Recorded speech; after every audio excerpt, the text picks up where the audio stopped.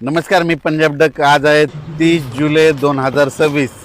मी म्हटलं होतं ना 30 तारखेला पाऊस चांगला जोरात होईल. तर आज 30 आणि 31 तर तारखेतल्या सर्व शेतकऱ्याला सांगू इच्छितो की आज मध्ये महाराष्ट्रामध्ये विशेषमध्ये आम्ही परभणी जिल्ह्यात म्हणून खास करून आमच्या परभणी जिल्ह्यातल्या शेतकऱ्याला सांगू इच्छितो की आज परभणी जिल्ह्यामध्ये दुपारनंतर रात्री त्याला चांगला जोराचा पाऊस, शेतातून पाणी निघणारा पडणार आहे. काही ठिकाणी मुसळधार पाऊस पडणार आहे. म्हणून परभणी जिल्ह्यातल्या शेतकऱ्यांनी अंदाज लक्षात घ्यायचा.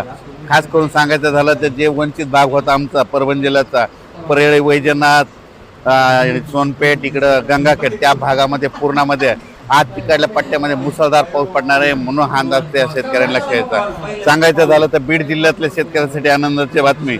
बीड जिल्ह्यात देखील आज ह्या 2 दिवसामध्ये 30-31 तारखेला चांगला जोराचा पाऊस पडणार आहे. म्हणून बीड जिल्ह्यासाठी आनंदाची बातमी. अहिल्यानगरमध्ये देखील जोराचा पाऊस पडणार आहे. म्हणून अंदाज ह्या 2 दिवस लक्षात येतात, 30 आणि 31 तारखेला. त्याच्यानंतर सोलापूर जिल्ह्यासाठी आनंदाची बातमी. धाराशिव जिल्हा, लातूर जिल्हा आणि सांगली जिल्हा ह्या 4 जिल्ह्यामध्ये आज देखील म्हणजे 30 आणि 31 तारखेला जोराचा पाऊस पडणार आहे. म्हणून अंदाज त्यांनी देखील लक्षात येतात. त्याच्यानंतर सांगायचं झालं तर जालना जिल्ह्यासाठी आनंदाची बातमी. जालना जिल्ह्यात देखील आज दुपारनंतर शेतातून पाणी बाहेर निघणारा असा ठिकठिकाणी पाऊस पडणार आहे. म्हणून त्यांनी देखील अंदाज लक्षात येतात. त्याच्यानंतर संभाजीनगर जिल्ह्यात जोराचा पाऊस पडणार आहे. म्हणून हा अंदाज लक्षात येतात. पण पूर्व विदर्भ आणि पश्चिम विदर्भ 6-11 जिल्ह्यामध्ये वर्धा, नागपूर, भंडारा, गोंदिया, चंद्रपूर, यवतमाळ, वाशिम, हिंगोली, बुलढाणा, अकोला, अमरावती, जळगाव जामोद, घाटाच्या खाली, रावेर, त्याच्यानंतर पाचोरा, त्याच्यानंतर धुळे, नंदुरबार आणि नाशिक ह्या पट्ट्यामध्ये आज 30 आणि 31 तारखेला चांगला जोराचा पाऊस पडणार आहे. ठिकठिकाणी मुसळधार पाऊस पडेल, काही ठिकाणी अतिवृष्टी होणार आहे. म्हणून हा अंदाज त्या शेतकऱ्यांनी लक्षात घ्यायचा. त्याच्यानंतर सांगायचं मुंबई कोकणपट्टीचा ते पाऊस सारखा चालू राहणार आहे. म्हणून ते देखील लक्षात घ्यायचं. पण राज्यात मात्र आज देखील म्हणजे नांदेड जिल्हा जोराचा पाऊस पडणार आहे. म्हणून सगळीकडे कोणताच भाग सुटणार नाही. म्हणून नांदेडकरांनी अंदाज लक्षात घ्यायचा.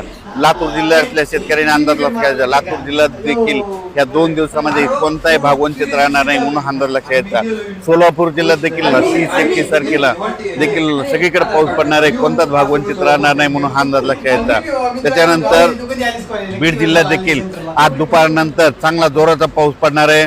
म्हणून हा अंदाज लक्षात 2 दिवस. आणि राज्यातल्या सर्व शेतकऱ्याला सांगिततो, बऱ्याच शेतकऱ्याचे फोन आले आणि टेक्स्ट मेसेज पडला की हे पाऊस कधी कमी होणार आहे. तर जे डाळिंब शेतकरी त्यांच्यासाठी आनंदाची बातमी की 1 तारखेला म्हणजे 1 ऑगस्टला सूर्यदर्शन होणार आहे. 2 तारखेला आणखीन सूर्यदर्शन होणार आहे. म्हणून अंदाज लक्षात यायचा. त्याच्यानंतर 1, 2, 3 ऑगस्टला देखील राज्यात सूर्योदय असताना काय होणार आहे, स्थानिक वातावरण तयार होऊन ठिकठिकाणी मराठवाड्यामध्ये देखील पाऊस पडणार आहे. म्हणून अंदाज लक्षात यायचा. सोलापूर जिल्ह्यात देखील पाऊस पडणार आहे. म्हणून अंदाज लक्षात यायचा. लातूर जिल्हा, बीड जिल्हा, जालना जिल्हा, संभाजीनगर आणि विदर्भ ह्या पट्ट्यामध्ये 1, 2, 3 मध्ये स्थानिक वातावरण तयार होऊन 1, 2, 3, 4 ऑगस्टपर्यंत पाऊस पडणार आहे. म्हणून अंदाज लक्षात यायचा. ज्या जिल्ह्यात अतिवृष्टी होणार आहे, मुसळधार पाऊस पडणार आहे त्या जिल्ह्यात सांगतो. पण ते संपूर्ण जिल्हा धरणार नाही, फक्त काही भागात धरणार आहे. म्हणून त्याला ते जिल्ह्याचे नाव सांगतो. परभणी जिल्ह्यात देखील ह्या 2 दिवसात आज आणि उद्या मुसळधार पाऊस पडणार आहे. सगळीकडे नाही पडणार, फक्त काही भागातच पडणार आहे. म्हणून अंदाज लक्षात यायचा. बीड जिल्ह्यात देखील मुसळधार पाऊस पडणार आहे. जालना जिल्ह्यात देखील मुसळधार पाऊस पडणार आहे. त्याच्यानंतर जळगाव जिल्ह्यात देखील पडणार आहे. धुळे, नंदुरबार, नाशिक, त्याच्यानंतर इकडं बुलढाणा जिल्ह्यात जास्त मुसळधार पडणार आहे. म्हणून अंदाज लक्षात यायचा. त्याच्यानंतर अकोला, अमरावती, वाशिम, हिंगोली ह्या जिल्ह्यात देखील मुसळधार पाऊस पडणार आहे. नांदेड जिल्ह्यात देखील आहे. यवतमाळकडे देखील आहे. नागपूर, वर्धा, भंडारा, गोंदिया त्या परिसरात आहे. म्हणून हे लक्षात येतं. फक्त तुम्हाला सांगतो, मुसळधार पाऊस जिल्ह्याचे नाव जर सांगितलं परभणी जिल्हा, तर हे परभणी जिल्ह्यामध्ये 848 गावं येतं. तर 848 गावांमध्ये पडणार नाही, फक्त जवळपास 30 ते 40 गावामध्ये पडेल.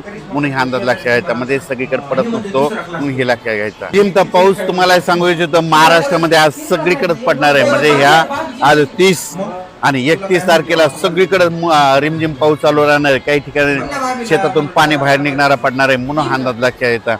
आज देखील तुम्ही पाहू शकता रात्रीपासून पाऊस चालू आहे. पण याची स्पीड दुपारी 2च्या नंतर स्पीड वाढत जाणार आहे. म्हणून अंदाज सर्व शेतकऱ्यांना लक्षात घ्यायचा. बुलढाणा जिल्ह्यातल्या शेतकऱ्याला सांगू इच्छितो की खामगाव, चिखली, बुलढाणा, मेकर, त्याच्यानंतर शेगाव, त्याच्यानंतर इकडं नांदुरा घाटाच्या खाली मलकापूर, त्या परिसरातला सांगतो तुमच्याकडे मात्र अतिमुसळधार पाऊस पडणार काही काही भागामध्ये म्हणून अंदाज लक्षात यायचा.